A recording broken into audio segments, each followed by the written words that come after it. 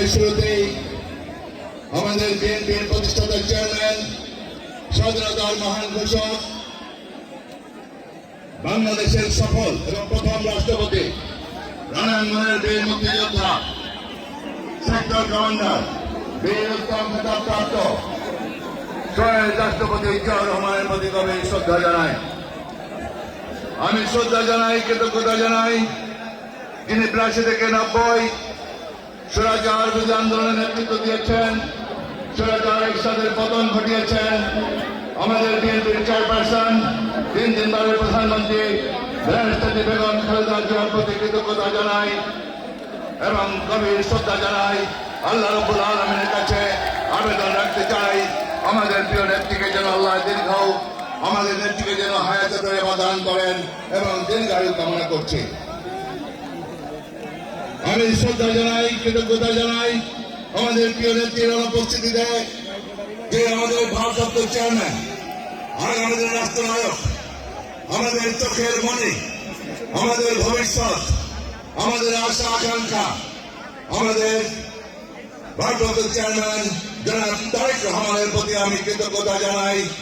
বেগম খালেদা জিয়ার অনুপস্থিতিতে আমাদের দলকে ঐক্যবদ্ধ রেখেছেন, আমাদের দলকে একটি আন্দোলনের নেতৃত্ব দিয়ে স্বৈরাচারের পতন নিশ্চিত করেছেন। আমি আপনাদের প্রতি কৃতজ্ঞতা জানাই। প্রিয় চরপেশন মন্ত্রণাবাসী, আপনারা বারবার আমাকে নির্বাচিত করেছেন, আমাকে 3 বার নির্বাচিত করেছেন, বিপুল ভোটে আমাকে নির্বাচিত করে পবিত্র সংসদে পাঠিয়েছেন। সেই জন্য আমি আমার ব্যক্তিগত পক্ষ থেকে, আমার দলের পক্ষ থেকে আমি চরপেশন মন্ত্রণাবাসীর প্রতি গভীর কৃতজ্ঞতা, গভীর শ্রদ্ধা জানাই।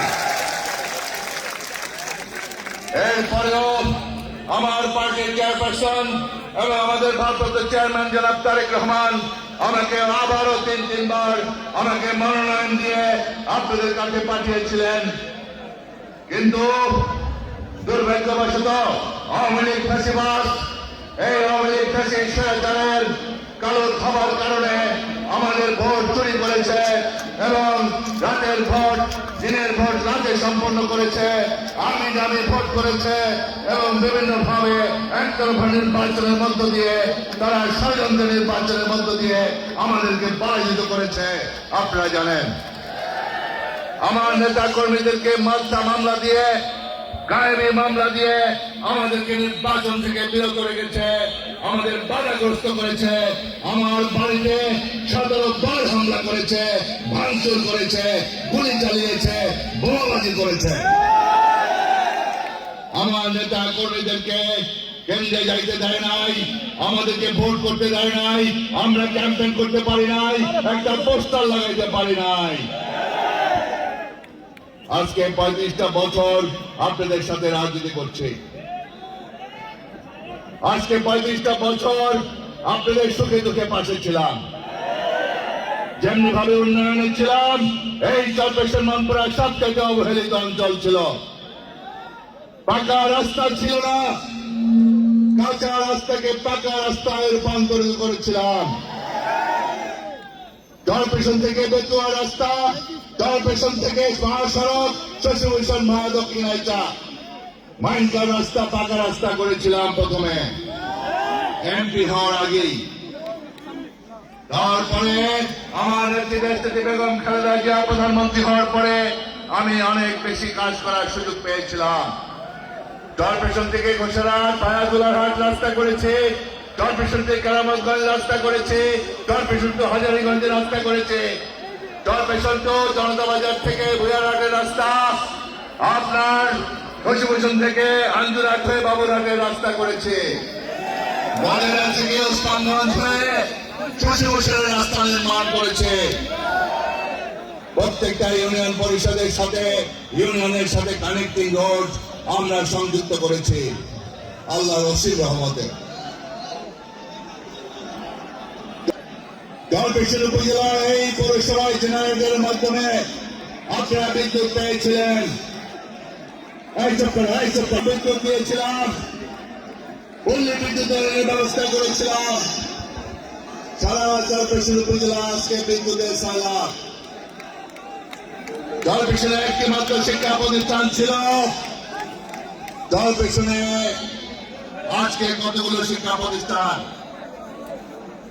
আমার নেতা শহীদ জিয়াউর রহমান কলেজ জনতা বাজারে দেখেছেন আমরা নির্মাণ করেছি।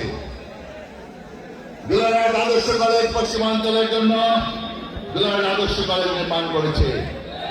ফাতেমা মতিন মহিলা কলেজ আমরা আল্লাহর ইচ্ছায় নির্মাণ করেছি। রসুলপুর নাজিমুদ্দিন আলম ডিগ্রি কলেজ আমরা নির্মাণ করেছি। দক্ষিণ এশিয়া জালাল আহমেদ কলেজ আমার আব্বার নামে আমরা নির্মাণ করেছি। ওসমানগঞ্জ ইউনাইটেড কলেজ আমরা নির্মাণ করেছি। মনপুরা একটিও কলেজ ছিল না, মনপুরা ডিগ্রি কলেজ আমরা করেছি। মনপুরা মহিলা কলেজ আমার মায়ের নামে মনোরা বেগম মহিলা কলেজ আমরা করেছি। শিক্ষার আলো ঘরে ঘরে জ্বালিয়ে দিয়েছি, বিদ্যুতের আলো ঘরে ঘরে জ্বালিয়ে দিয়েছি। আজকে আমার কোন আত্মীয় স্বজন আপনাদের কারো উপরে জুলুম করে নাই, আপনাদের কারো 1 ইঞ্চি জমি নেয় নাই, আমি আপনাদের কারো 1 ইঞ্চি জমি দখল করি নাই। বাংলাদেশের কর্পোরেশনে এসে দখলবাজির রাজনীতি করতে আসি নাই, আত্মীয় করণের রাজনীতি করতে আসি নাই। এটা কি আমার অপরাধ? কমিশন বাণিজ্য করি নাই, রাস্তাঘাট করলে ব্রিজ থেকে কমিশন নেই নাই। অনেককে চাকরি দিয়েছিলাম, কলেজে চাকরি দিয়েছে। আজকে অনেক শিক্ষক আমার বিরোধিতা করে, আমার বিরুদ্ধে কথা বলে। আমি আশ্চর্য হয়ে যাই কত বড় অকৃতজ্ঞ হতে পারে। মিনিমাম কৃতজ্ঞতাবোধ থাকা উচিত, কৃতজ্ঞতাবোধ থাকা উচিত। 25টা বছর তিলে তিলে কর্পোরেশন মানুষের দুঃখে দুঃখে পাশে ছিলাম, জেনারেল উন্নয়নে ছিলাম, ফায়ার ব্রিগেড ছিল না। আমি ফায়ার ব্রিগেড নিয়ে এসেছি প্রধানমন্ত্রী বেগম খালেদা জিয়ার কাছ থেকে। পৌর ভবন ছিল না, আজকে পৌর ভবন নির্মাণ করেছে। অডিটোরিয়াম ছিল না, অডিটোরিয়াম নির্মাণ করেছে। ইউনিয়ন পরিষদের প্রত্যেকটা ভবন আমি নির্মাণ করেছি। হাসপাতাল 50 বেডে উন্নীত করেছে, দক্ষিণে হাসপাতাল নির্মাণ করেছে। এটা আমার অপরাধ? আমি মাদক মুক্ত পরিবেশ দিয়েছিলাম, আজকে মাদকাসক্ত মাদক ব্যবসায়ীরা আমার বিরোধিতা করে। তারা জানে আমি যদি আগামীতে নির্বাচিত হই এই কর্পোরেশন উপজেলায় মাদক ব্যবসা চলবে না। আজকে জানে কতগুলি সন্ত্রাসী, কতগুলি স্বার্থান্বেষী মহল আমার ভেড়ের ওই পারে আওয়ামী লীগের আমলে ব্রেক ফেল করেছে আমার ভেড়িবাঁধ ভাঙার জন্য, কর্পোরেশন মানুষকে ধ্বংস করার জন্য, যাতে বন্যায় ঘূর্ণিঝড়ে পানির সয়লাভ হয়ে যায়।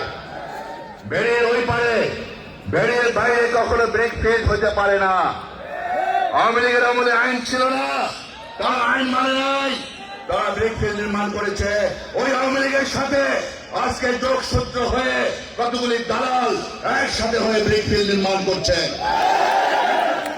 এই সমস্ত স্বার্থান্বেষী মহল জানে এই ব্রেক ফেল আমি অ্যালাউ করব না।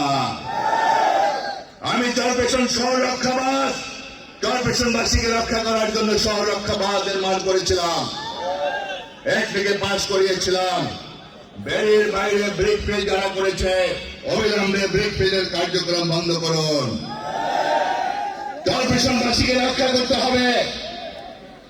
আমি আশা করব আরো যারা নতুন নতুন আমাদের ছোট ভাইরা কর্পোরেশনে নির্বাচন করতে চায়, কর্পোরেশনে রাজনীতি করতে চায়, আমার কর্পোরেশনের মানুষকে ভালোবাসতে চায়, আমি স্বাগত জানাই। আমি স্বাগত জানাই, আমি তাদেরকে উৎসাহিত করতে চাই। আমার যারা তরুণ ছোট ভাই যারা আছে তারা আমার কর্পোরেশন মন্ত্রাবাসীকে মায়া করুক, আমি এটা চাই। আমি 35 বছর যাবৎ কর্পোরেশন মন্ত্রা মানুষের মায়া করেছি। এখন নতুন যারা মায়া করতে চান, ভালোবাসা দেখাতে চান, আমি স্বাগত জানাই, ওয়েলকাম করছি। আসুন সকলে মিলে কর্পোরেশন মন্ত্রা মানুষকে ভালোবাসি, তাদের উন্নয়ন করি, তাদের সুখে দুঃখে পাশে থাকি। প্রিয় বন্ধুরা, আজকে আমাদের ফ্যাসিবাদ মুক্ত বাংলাদেশ আমরা অনেক সংগ্রাম করে লড়াই সংগ্রাম করে ফেসিবাদকে আমরা মুক্ত করেছি, তাদেরকে আমরা এই বাংলাদেশ থেকে তাড়িয়েছি। এই জন্য আমাদের প্রত্যাশা একটাই, আমাদের আকাঙ্ক্ষা একটাই, একটি সুষ্ঠু অবাধ নির্বাচন। একটি সুষ্ঠু অবাধ নির্বাচনের মধ্য দিয়ে বাংলাদেশে একটি টেকসই সরকার প্রতিষ্ঠা হবে। আজকে আমরা আশ্চর্য হয়ে যাই, আজকে নির্বাচনকে নিয়ে তালবাহানা, আজকে বিভিন্ন ছোটখাটো ইস্যু নিয়ে নির্বাচনকে পিছানোর একটা তালবাহানা। আমাদের নোবেল লরিয়েট তিনি একটি রোড ম্যাপ ঘোষণা দিয়েছেন, সেই রোড ম্যাপ অনুযায়ী নির্বাচন হবে, সেটাই আমরা প্রত্যাশা করি। রোজার পূর্বে নির্বাচন অনুষ্ঠিত হবে, সেই নির্বাচনে বাংলাদেশে ইনশাআল্লাহ বিএনপি সরকার গঠন করবে। সেই সরকার প্রধান হিসাবে বাংলাদেশের নির্বাচিত প্রধানমন্ত্রী হিসাবে আমাদের ভারপ্রাপ্ত চেয়ারম্যান তারেক রহমান বাংলাদেশের প্রধানমন্ত্রী নির্বাচিত হবে ইনশাআল্লাহ। অচিরেই আমাদের প্রিয় নেতা ভারপ্রাপ্ত চেয়ারম্যান জনাব তারেক রহমান বীরের বেশে বাংলাদেশে ফিরে আসবেন।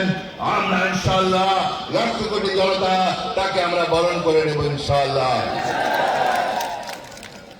আজকে জামাত ইসলামী বাংলাদেশ আমাদের জোটে ছিল, দীর্ঘদিন একসাথে আন্দোলন করেছি। ফেসিবাদ বিরোধী আন্দোলনে তাদের ভূমিকা ছিল, তারাও নির্যাতিত, কিন্তু তাদেরকে বুঝতে হবে গণতন্ত্রের কোনো বিকল্প নেই। একটি গণতান্ত্রিক সরকার প্রতিষ্ঠা হলেই আমরা ফেসিবাদ, যারা আমাদের জুলাই আগস্টে হত্যা করেছে আমাদের ছাত্র জনতাকে, আপনাদেরকে নির্যাতন করেছে, আমাদের অসংখ্য হাজার হাজার নেতা কর্মীকে হত্যা করেছে, গুম করেছে, তাদের বিচার করতে হলে একটি টেকসই গভর্নমেন্ট লাগবে, একটি টেকসই সরকার লাগবে। আওয়ামী লীগ এবং ইন্ডিয়া চায় নির্বাচন বানচাল করার জন্য। তাদের সাথে যদি সুর মিলান তাহলে কিন্তু এটা ভালো হবে না। আপনাদেরকে চিন্তা করতে হবে একটি সুষ্ঠু নির্বাচন। জনগণ যাকে ভোট দিবে তারা নির্বাচিত হবে, তার সরকার গঠন করবে। আপনারা নিউ ইয়র্কে বসে জামাত ইসলামের সভাপতি সাহেব, আপনি জাতির কাছে ক্ষমা চেয়েছেন, আরো আগে ক্ষমা চাওয়া উচিত ছিল। আপনি 1947 সালে ক্ষমা কেন আপনি চান? বাংলাদেশের মানুষ 1971 সালে যে আপনাদের কর্ম, আপনারা যে বাংলাদেশের বিরোধিতা করেছিলেন, পাকিস্তানের পক্ষে ছিলেন, সেই জন্য ক্ষমা চাইতে বলছে। আপনি তো 47 সালের ক্ষমা আমরা চাইতে বলি নাই। 47 সালে আপনি পাকিস্তানের বিরোধিতা করেছিলেন, ভারতের পক্ষে ছিলেন, সেই জন্য আপনি পাকিস্তানে গিয়ে আপনি ক্ষমা চান। 47 সালের ক্ষমা চাইতে হবে পাকিস্তানে গিয়ে, কিন্তু 71 সালের ক্ষমা চাইতে হবে বাংলাদেশে বসে। আপনাকে স্পষ্টভাবে বলতে হবে 71 সালের পাকিস্তানের পক্ষে থাকার জন্য আপনি ক্ষমা চাইতে হবে। এই জাতিকে আপনাকে আরো স্পষ্ট করতে হবে। আরেকটা, শেখ হাসিনা ওয়াজেদ আওয়ামী লীগের সভানেত্রী 96 সালে মাথায় পট্টি বেঁধে হাতে তসবিহ নিয়ে ক্ষমা চেয়েছিলেন। 96 সালে মনে আছে? 21 বছর পরে ক্ষমা চেয়ে, জাতির কাছে ক্ষমা চেয়ে ক্ষমতায় এসেছিল 96 সালে, মনে আছে? আবার কিছুদিন আগে তার সন্তান সজীব ওয়াজেদ জয়, উনিও ক্ষমা চেয়েছেন জুলাই আগস্টে। এবারকার আন্দোলনে যারা যদি আপনারা কষ্ট পেয়ে থাকেন, ক্ষমা চায়। আওয়ামী লীগ বারবার ক্ষমা চায়, সজীব ওয়াজেদ জয় ক্ষমা চায়, শেখ হাসিনা ওয়াজেদ ক্ষমা চাইছে 96 সালে, জামাত ইসলাম ক্ষমা চায় 71 সালের জন্য। আল্লাহ রশিদ রহমত বাংলাদেশ জাতীয়তাবাদী দল তথা বিএনপি কে ক্ষমা চাইতে হয় না। বিএনপি ক্ষমা চাওয়ার দল না। বিএনপি এমন কাজ করে না, ক্ষমতা চাইতে হয়। ভবিষ্যতে ইনশাআল্লাহ ক্ষমতা চাইতে হবে, এমন কাজ বিএনপি করবে না ইনশাআল্লাহ। কি করবেন? জনগণের সুখে দুঃখে পাশে থাকবেন। আমার নেতা ভারপ্রাপ্ত চেয়ারম্যান জনাব তারেক রহমানের নির্দেশ পালন করবেন। আমার নেতার নির্দেশ, জনগণের সুখে দুঃখে পাশে থাকতে হবে। কোন দখলবাদী চলবে না, কোন মাস্তানি চলবে না, কোন চাঁদাবাজি চলবে না। ইতিমধ্যে 7,000 কর্মীকে বহিষ্কার করেছেন আমার নেতা তারেক রহমান। এই জায়গা থেকে আমাদেরকে শিক্ষা নিতে হবে, প্রত্যেকটা নেতা কর্মী যেন আমরা সতর্ক হয়ে যাই। অতীতে ধারাবাহিক আওয়ামী লীগের যে কূপ রাজনীতি, অপরাজনীতি, সেই রাজনীতি আমরা করতে চাই না। আমাদের ক্ষমাও চাইতে হবে না, পালায় যেতে হবে না। আওয়ামী লীগ পালিয়ে যাওয়ার দল, বারবার আওয়ামী লীগ পালিয়ে গিয়েছে, বিএনপি পালিয়ে যাওয়ার দল নয়। বেগম খালেদা জিয়াকে অনেক চাপ দিয়েছিল পালিয়ে যাওয়ার জন্য, দেশ ত্যাগ করার জন্য। 1/11-এর সময় আপনারা জানেন 2006 সালে আমার নেত্রী বলেছিলেন আমার বিদেশে কোনো ঠিকানা নাই, আমার জন্ম বাংলাদেশে, আমার মৃত্যু হবে বাংলাদেশে। আমার নেত্রী বলেছিলেন প্রথম বাংলাদেশ আমার শেষ বাংলাদেশ, জীবন বাংলাদেশ আমার মরণ বাংলাদেশ। বিএনপি পালিয়ে যাওয়ার দল নয়, বিএনপি ক্ষমা যাওয়ার দল নয়। জামাত ইসলাম ক্ষমা চায়, আওয়ামী লীগ ক্ষমা চায়, আওয়ামী লীগ পালিয়ে যায়, বিএনপি পালিয়ে যায় না। বিএনপি দেশের মাটি ও মানুষের দল, যে দলটি জাতির ক্রান্তিকালে 1971 সালে আওয়ামী লীগ যখন পালিয়ে গিয়েছিল, তখন আমার নেতা শহীদ রাষ্ট্রপতি জিয়াউর রহমান বালুরঘাট বেতার কেন্দ্র থেকে উনি বলেছিলেন, I Major Jia do hereby declare independent of Bangladesh. আমার নেতা রণাঙ্গনের মুক্তিযোদ্ধা, স্বাধীনতার মহান ঘোষক 71 সালে 26 মার্চ এই ঘোষণার মধ্য দিয়ে বাংলাদেশের তরুণ সমাজ ছাত্র জনতাকে উজ্জীবিত করেছিলেন।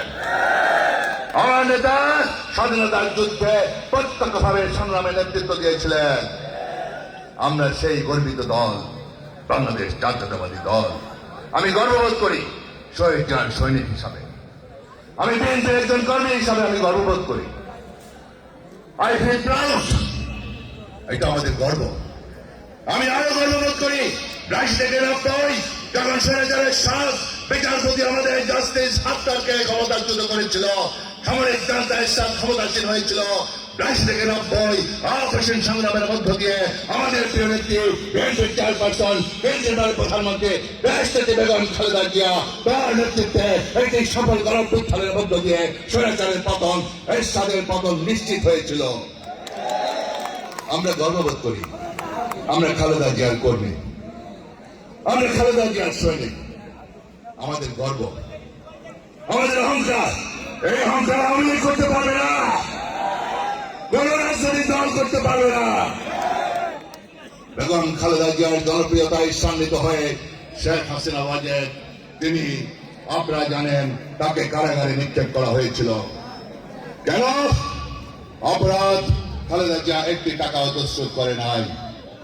2 কোটি টাকার জায়গায় 10 কোটি টাকা এখনো ব্যাংকে আছে, 1 টাকাও তিনি তসরুপ করে নাই।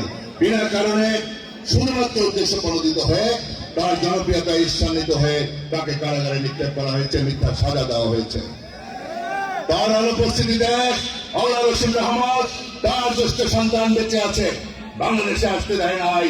সুদূর প্রবাসে বসে, লন্ডনে বসে আমাদের নেতৃত্ব দিয়েছেন, আমাদের দলকে ঐক্যবদ্ধ করেছেন, আমাদেরকে নেতৃত্ব দিয়ে স্বৈরাচারের পতন নিশ্চিত করেছেন, শেখ হাসিনা মাফিয়া সরকারকে বিদায় করেছেন।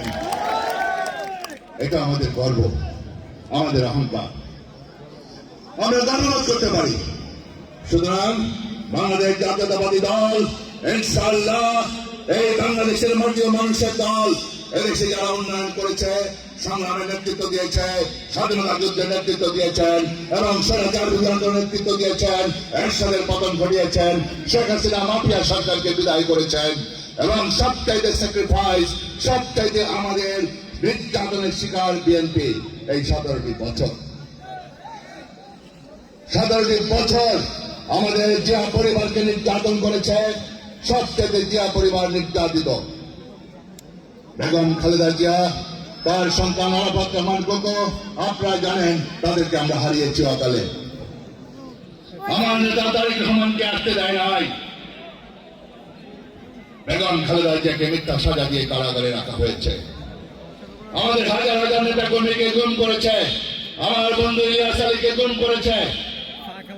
আমার বন্ধু সালাউদ্দিনকে গুম করেছিল, ভারতে নিয়ে রাখা হয়েছিল, পরিবারের সাথে দেখা করতে দেয় নাই। আমরা এমনি ভাবে কয়েক হাজার নেতা কর্মী আপনার খুন হয়েছে, হাজার হাজার নেতা কর্মী মিথ্যা মামলার শিকার হয়েছে। এখানে মঞ্চে যারা রয়েছে অনেকে নির্যাতিত, এখানে যারা রয়েছে মেহের সাহেব, এখানে আশরাফুর রহমান দীপু, আলম ইসলাম মিন্টিস, এখানে হারুন রশিদ কমেন, কারা নির্যাতিত আপনারা জানেন। অসংখ্য নেতা কর্মী আজকে আমাদের নির্যাতিত, দরবেশ মানপুরার অনেক নেতা কর্মী নির্যাতিত, মিথ্যা মামলার শিকার, গাড়ি মামলার শিকার হন নাই। সুতরাং আজকে বাংলাদেশ জাতীয়তাবাদী দল, এই দলটি বাংলাদেশের জনগণ যদি ক্ষমতায় নিয়ে আসে, আপনাদের সমস্যা কি? সমস্যা আছে? আওয়ামী লীগ নাই, মুক্তিযোদ্ধার দল বিএনপি জাতীয়তাবাদী শক্তি, এই দলটি ক্ষমতায় বারবার এসেছে। আগামী দিনে যদি জনগণ ক্ষমতায় আসে, সমস্যাটা কি? কেন নির্বাচন নিয়ে তালবাহানা? বাংলাদেশ জাতীয়তাবাদী দল, এদেশের জনগণের সুষ্ঠু ভোট যখনই হয়েছে তখনই বাংলাদেশ জাতীয়তাবাদী দল ক্ষমতায় এসেছে। বিপুল ভোটে নির্বাচিত করেছেন দেশের জনগণ।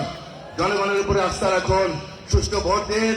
আমরা সুষ্ঠু ভোটের মধ্য দিয়ে আমরা জনগণের ভোটে নির্বাচিত হয়ে সরকার গঠন করতে চাই। ইনশাআল্লাহ আল্লাহ যদি আমাদের সহায় হন, আগামীতে ইনশাআল্লাহ ভোট হবে। ইনশাআল্লাহ 15 ফেব্রুয়ারির পূর্বেই নির্বাচন হবে।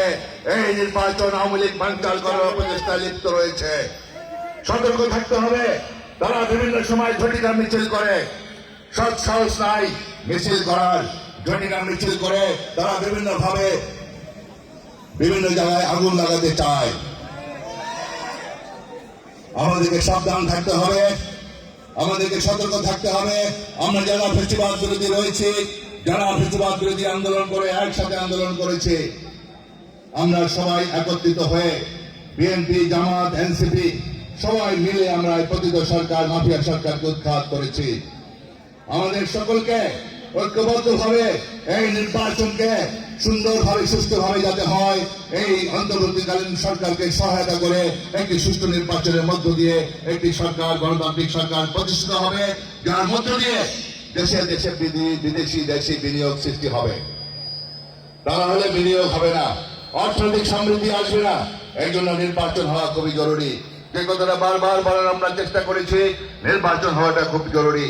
এই নির্বাচন যেন যথা সময়ে এই নির্বাচন যেন হয়, সেই জন্য প্রশাসনিক সহযোগিতা, সরকারি সহযোগিতা, রাজনৈতিক দলের সকলের সহযোগিতার মধ্য দিয়েই আমরা নির্বাচন ইনশাল্লাহ সম্পন্ন করব।